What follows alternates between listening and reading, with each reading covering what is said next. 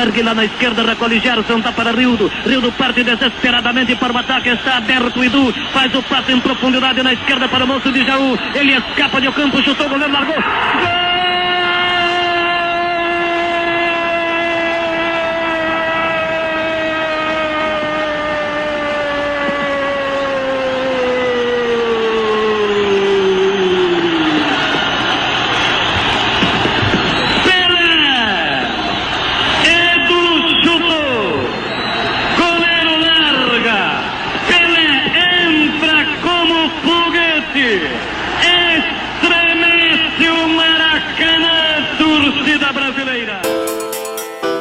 Passamos a apresentar Reportagem Especial. Jornalismo, cultura e realidade. Uma produção Rádio Senado.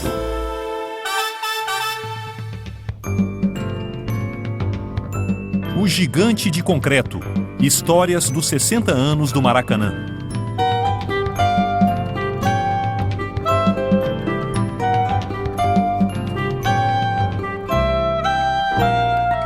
Em 1938, Leônidas da Silva e o time brasileiro fazem uma marcante participação no 3º Campeonato Mundial de Futebol, disputado na França. Nas semifinais, veio o confronto contra a Itália, na época a atual campeã mundial. Os italianos eram movidos não apenas pelo desejo emotivo de conquistar a Copa do Mundo pela segunda vez, mas também pelo desejo político do ditador fascista Benito Mussolini, que via no futebol, principalmente nas vitórias, uma forma de reafirmar o sucesso do regime ditatorial em seu país. Antes do campeonato, o Duce, como Mussolini era conhecido, mandou a seguinte mensagem aos jogadores: vencer ou morrer. Leônidas e companhia não conseguiram suportar a pressão italiana e foram eliminados. Como consolo, ficamos com o 3º lugar. Os italianos acabaram como campeões, ao bater a Hungria na final. Venceram a Copa, mas os regimes ditatoriais instalados na Europa e a Segunda Guerra Mundial que acabaram provocando, interromperam por algum tempo a Copa do Mundo de futebol e impediram grandes jogadores da década de 40 de disputar o campeonato. Foi o caso de Heleno de Freitas, que dava seus shows no estádio do Botafogo, como lembra o senador Paulo Duque. É a época do Heleno de Freitas, que eu vi jogar. Às vezes ele fazia um gol de cabeça, depois tirava o pente do bolso e penteava o cabelo. Foram 12 anos de espera para que um novo campeonato do mundo de futebol pudesse voltar a acontecer. A Europa ainda se encontrava com marcas profundas da Segunda Guerra Mundial, como aponta o jornalista Luiz Mendes. Você sabe que os campeonatos mundiais de 42 e 46 não se realizaram em função da guerra. A guerra em 46 havia terminado há um ano. Não dava tempo para se reorganizar a própria Federação Internacional de Futebol Associado. Assim, em 1946, Brasil e Argentina manifestaram o desejo de promover a 4ª Copa do Mundo. O Brasil venceu a disputa. Em 1950, a maior festa do futebol mundial ia acontecer nos gramados brasileiros. A mídia esportiva brasileira foi um dos setores mais empolgados com a Copa. O jornalista Mário Filho, em seu Jornal dos Esportes, foi um dos grandes líderes para a promoção do evento. E para Mário Filho, os estádios que existiam no Brasil não estavam à altura da grande festa que estava por vir. Era preciso construir algo grandioso. Era o embrião do estádio do Maracanã. Mas a grandiosidade da proposta, um estádio para mais de 150 mil pessoas, assustou grande parte da sociedade do Rio de Janeiro, na época a capital do país. Seria realmente necessária uma obra tão grande, com um gasto tão considerável, para um evento que teria menos de um mês?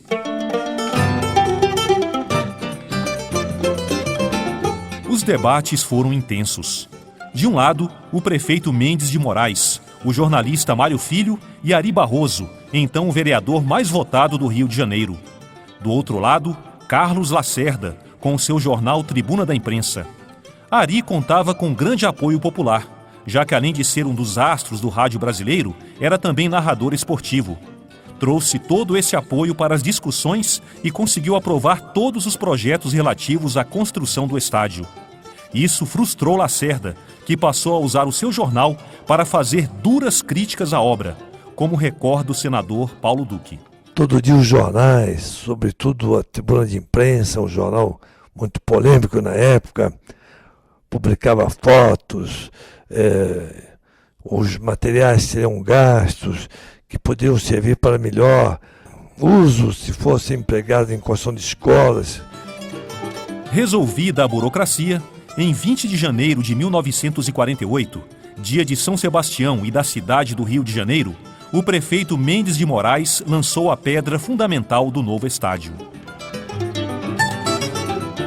Para o tamanho da obra, o tempo era escasso. A Copa do Mundo estava programada para iniciar no mês de junho de 1950. Foram dias e noites de trabalho para milhares de operários. Luiz Mendes conta a artimanha do prefeito Mendes de Moraes para acelerar a construção. E a construção do Maracanã se processou em menos de 3 anos. Foi em tempo recorde. O prefeito Mendes de Moraes entregou a missão da construção a 7 empreiteiras diferentes. Cada uma delas tinha uma parte do estádio para construir. E com isso ele conseguiu abreviar o término da construção. Terminada a obra, a capacidade declarada do estádio era de 183 mil lugares, entre arquibancadas, geral, camarotes, tribunas e cadeiras perpétuas. Sábado, 17 de junho de 1950, já com a seleção brasileira se concentrando para a Copa do Mundo, o Maracanã recebeu o seu primeiro jogo. A disputa foi entre a seleção carioca de Novos contra a seleção paulista de Novos. Coube a Didi, que seria posteriormente bicampeão mundial, a honra de inaugurar as redes do Maracanã. Luiz Mendes fala sobre o gol pioneiro de Didi. Foi uma pedrada que ele deu de fora da área, uma folha seca, e a bola entrou inapelavelmente. O goleiro era o Oswaldo Topetti, da seleção de Novos de São Paulo. Posteriormente ele veio jogar no Rio pelo Bangu.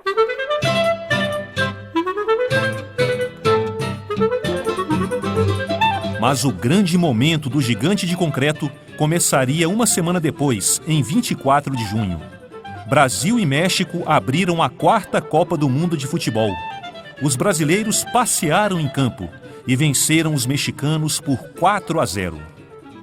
No entanto, a campanha brasileira na primeira fase do campeonato foi irregular, já que a seleção sofreu para empatar com a Suíça em São Paulo e só garantiu a sua vaga na fase final ao vencer a Iugoslávia por 2-0 no Maracanã.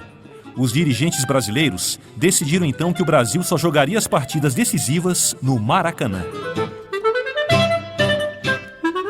As equipes classificadas para disputar o quadrangular final da Copa do Mundo foram Brasil, Suécia, Espanha e Uruguai. Todos imaginavam que a Espanha seria a grande adversária do Brasil, mas os europeus finalistas não foram páreo para a seleção. O Brasil venceu o primeiro jogo contra os suecos por 7-1 e logo depois também não teve dó da Espanha, 6-1. Eu fui às touradas em Madrid. Nesse jogo contra a Espanha, o Maracanã viveu um momento histórico. Luiz Mendes, que narrou os Jogos do Brasil na Copa de 50, conta o que aconteceu. No jogo do Brasil com a Espanha, o Brasil venceu por 6-1. Quando o Brasil fez o 5º gol, o povo, o público, começou a cantar as Touradas de Madrid, uma música carnavalesca de grande sucesso num dos carnavais do passado. De maneira que foi sensacional. Foi o maior coro que eu ouvi de um público cantando uma música de gozação em cima da seleção espanhola. Eu fui às touradas em Madrid. Você sabe que os espanhóis ficaram tão aborrecidos com isso que jamais voltaram ao Rio de Janeiro. Jamais voltou a seleção espanhola para jogar no Rio de Janeiro. Só veio naquela Copa do Mundo. Mas se magoou efetivamente a Federação Espanhola com a brincadeira dos torcedores cantando as Touradas de Madrid. Depois do show contra a Espanha, o Brasil precisava apenas de um empate contra o Uruguai para ser pela primeira vez campeão do mundo.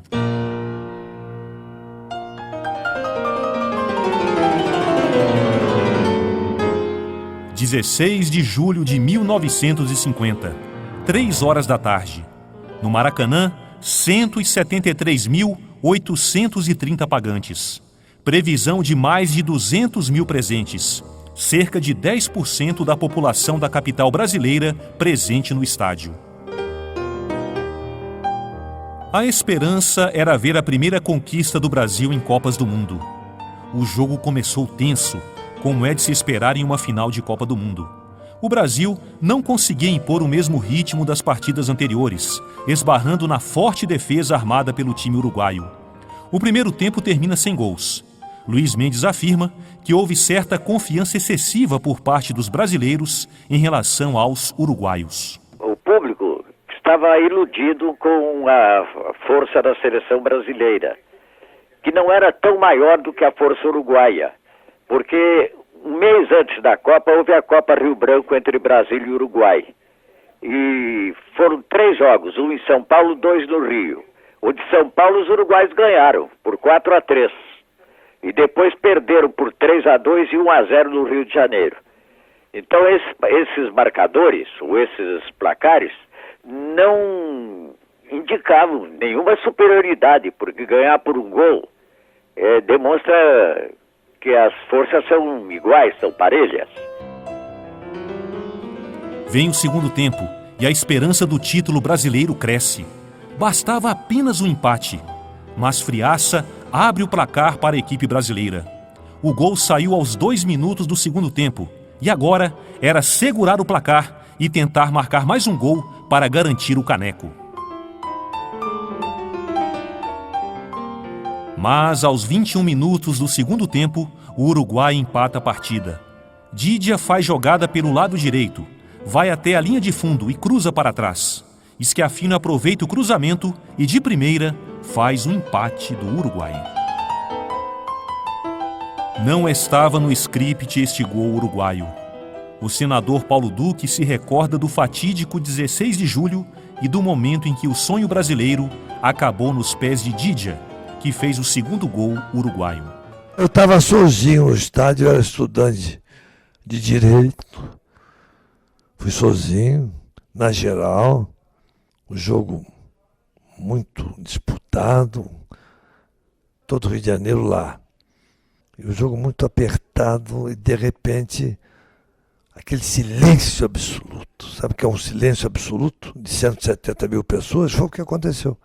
Quando o Gija fez o gol, driblou o Bigode, que era o Beck, na época chamava Beck, e fez o gol dele. Gija para Rúlio Pérez lança Gija, agora fugindo pela direita, vai rapidamente, adentra perigosamente, área, chutou para gol! Gol de Gija! Gol de Gija para os uruguaios! 2 para os uruguaios, 1 para os brasileiros. Fugiu pela direita o avante uruguaio e marcou o gol de desempate da partida. Fim de jogo. Uruguai campeão. O Maracanã, recém-inaugurado, já é batizado por uma tragédia, considerada por muitos a maior da história do futebol brasileiro.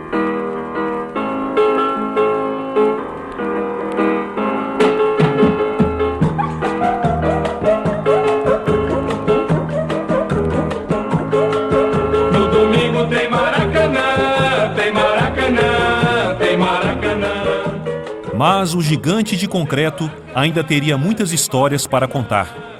Alegres, tristes, emocionantes. Alguns desses episódios você acompanha no próximo bloco da reportagem especial O Gigante de Concreto, histórias dos 60 anos do Maracanã. Te amo ganhando, eu te amo perdendo. Estamos apresentando Reportagem Especial. Jornalismo, cultura e realidade. Voltamos a apresentar Reportagem Especial. Jornalismo, cultura e realidade.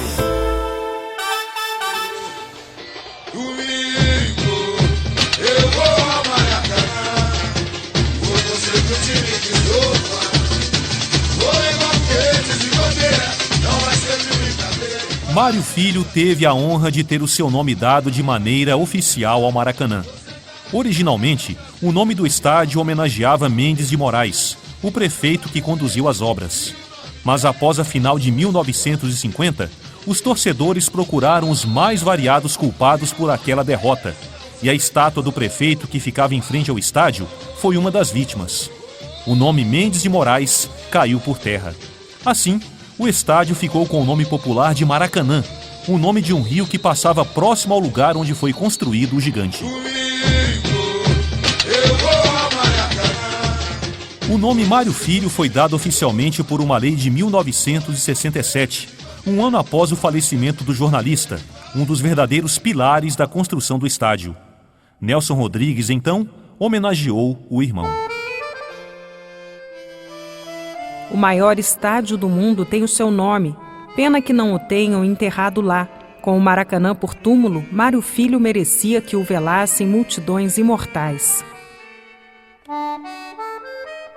Nelson Rodrigues eternizou diversos momentos do Maracanã em seus textos e em suas frases. Uma delas retrata o caráter extremamente popular do estádio. Diz Nelson: o Maracanã vai até minuto de silêncio. E a maior vaia da história do estádio aconteceu em 13 de maio de 1959. Era o primeiro jogo da seleção brasileira, então campeã mundial, em solo nacional. O lugar escolhido foi o maior do mundo, o Maracanã, e como adversários, os inventores do futebol, os ingleses. O jornalista Luiz Mendes narra com detalhes o dia em que Julinho Botelho, ao substituir Garrincha, foi do inferno ao céu em poucos minutos. O Brasil ganhou esse jogo da Inglaterra por 2-0. O Julinho fez uma grande partida. Foi o seguinte: o Carlos Nascimento comandava a seleção brasileira, que estava concentrada no Hotel das Paineiras. E o Garrincha se atrasou para chegar no Hotel das Paineiras. E aí o Carlos Nascimento recebeu um telefonema dizendo que ele estava com uma mulher no hotel de Copacabana. E mandou um emissário para ver se era verdade isso. E era efetivamente verdade. Então ele tomou uma resolução. Não disse nada aos jornalistas, mas não deixou que escalasse o Garrincha. Fez uma punição sobre o Garrincha. E na hora do jogo, ao invés do Garrincha, que era sem dúvida alguma uma das maiores expressões do futebol brasileiro, entrou o Júlio Botelho, Julinho. E o Julinho fez uma grande partida. Foi vaiado quando foi anunciado o nome dele. Ele foi vaiado pelo público. Uma vaia tremenda. Durou cerca de 5 ou 6 minutos. Mas depois que ele começou a jogar e começou a fazer as jogadas que ele sabia fazer, começaram a aplaudi-lo. E ele foi uma das grandes figuras do ataque brasileiro.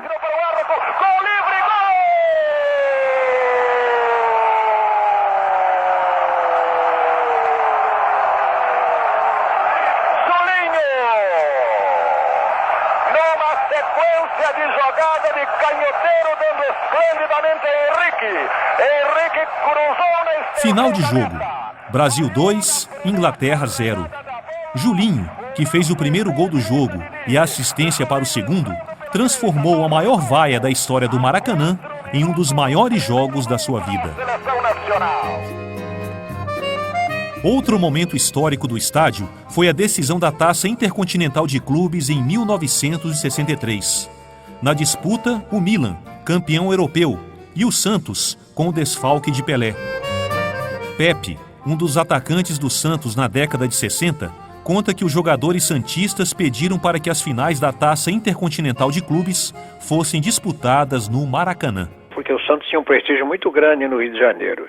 Foi um pedido dos jogadores aos nossos dirigentes, a tia Jorge Cury, Modesto Gomes, Nicolau Mourão Vilar, porque a gente sabia que jogando em São Paulo, a torcida dos três grandes da capital não iriam torcer para o Santos Futebol Clube. E o Santos era o xodó do pessoal do Rio de Janeiro, e por isso nós fizemos questão de jogar as finais lá no Rio, não só em 62 com o Benfica, mas também em 63 contra o Milan. No primeiro jogo desta final de 63 na Itália, o Milan venceu por 4-2. O Santos precisava vencer a segunda partida no Brasil para forçar o terceiro jogo. Os santistas levaram esta segunda partida para o Maracanã. Mas no primeiro tempo, o Milan vencia por 2-0. Veio o intervalo e uma ajuda dos céus, como lembra Pepe. Mas o que aconteceu nesses 15 minutos foi que caiu um toró incrível. Nós estávamos no vestiário, entramos no vestiário, o campo seco. De repente, escutamos naquela barulhada e vimos um temporal caindo e entramos no segundo tempo com o campo realmente encharcado. E a gente gostava, eu principalmente, eu gostava muito de jogar com o campo molhado, que eu fazia prevalecer o meu chute. Aconteceram 2 faltas. A primeira, se bem que foi o primeiro gol e o quarto, né? O primeiro abriu a contagem e o quarto consolidou a vitória. Uma vitória fantástica de um time que deixou saudade, né? Etapa complementar de jogo, outra vida, outra alma, empurrando o time brasileiro. 2-0 para o Milan, atacando mais e melhor, mais positivamente nessa etapa final, o quadro de Vila Belmiro. Barreira formada dentro da grande área italiana, prepara-se para bater Pepe, chovendo muito no Maracanã. Pepe recua, barreira formada, alguns passos além da risca da grande área. Prepara-se Pepe para cobrar, chutou, gol!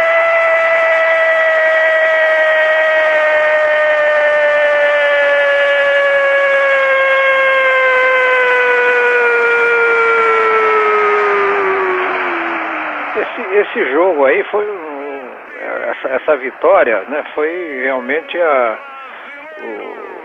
o maior triunfo, o maior jogo da minha carreira. Sentamento, toda essa torcida que toma as dependências do Maracanã.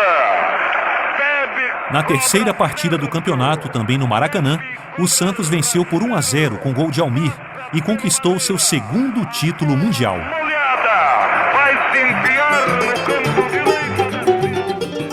Pelé não teve a oportunidade de brilhar neste título mundial. Porém, o maior momento do craque do Santos ainda estava por vir, e o palco, claro, teria de ser à altura do rei. 19 de novembro de 1969, 11 horas e 23 minutos da noite. Dos pés de Pelé já saíram centenas de gols, da cabeça outros tantos. Para ser mais exato, até aquele momento eram 999. O maior estádio do mundo estava em silêncio. Pelé havia acabado de sofrer um pênalti. Era a maior chance do rei de alcançar o 1000º gol. Andrada, o goleiro argentino do Vasco, estava destinado a entrar para a história, ou por evitar de forma heróica o 1000º gol, ou por sofrê-lo. Pelé virou-se de costas para o gol. Esperou o apito. Partiu para a bola. Atenção, Brasil! Bola na marca fatal! Ele que já faturou tantas de bola parada, tanto na marca do pênalti como de longa distância. Agora está preparado para a sua consagração, para entrar para a história do futebol universal. De uma vez por todas, Pelé.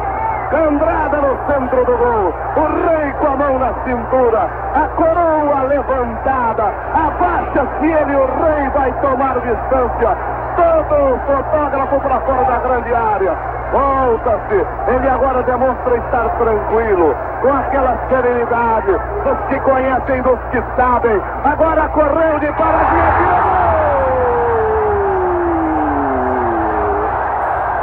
O difícil, o extraordinário, não é fazer 1000 gols como Pelé. É difícil fazer um gol como Pelé. Carlos Drummond de Andrade.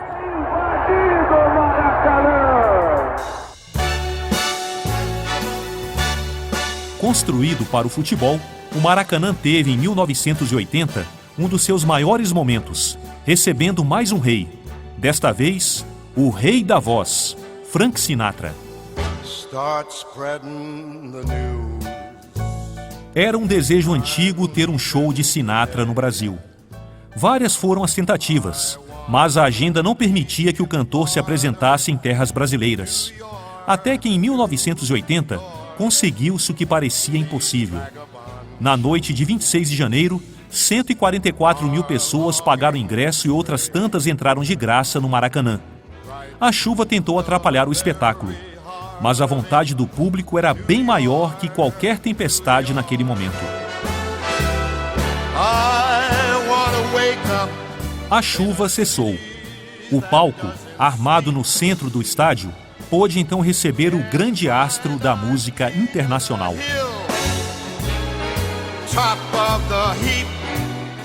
Elegante, mas acima de tudo emocionado, Sinatra cantou seus maiores sucessos e se espantou ao ver que todo o Maracanã sabia na ponta da língua todas as suas letras.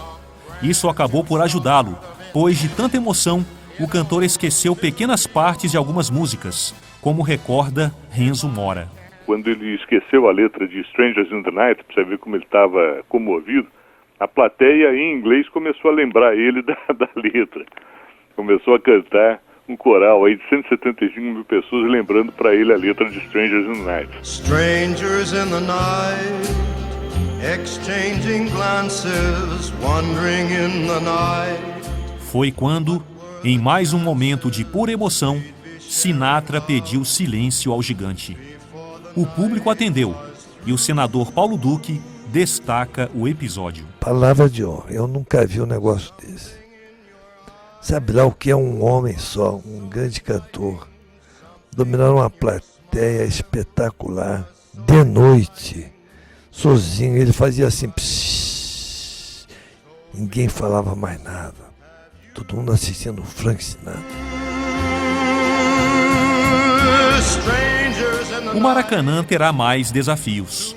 O sessentão se prepara para receber mais uma vez a final de uma Copa do Mundo, em 2014, e sediar os primeiros Jogos Olímpicos da América do Sul, no Brasil, em 2016. O gigante de concreto está em permanente construção. A cada gol, a cada show, a cada história, ele ficará cada vez maior. No domingo tem Maracanã, tem Maracanã, tem Maracanã. Você ouviu a reportagem especial O Gigante de Concreto, Histórias dos 60 anos do Maracanã. Produção e redação, Rodrigo Rezende.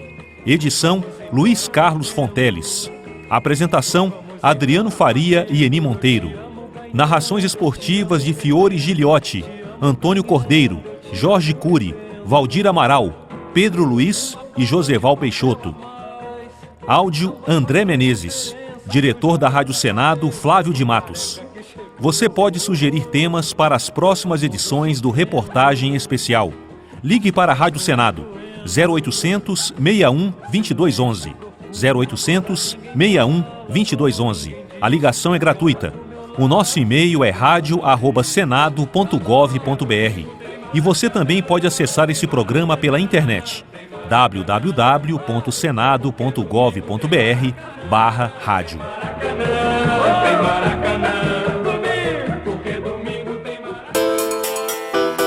Você acompanhou Reportagem Especial, Jornalismo, Cultura e Realidade. Uma produção Rádio Senado.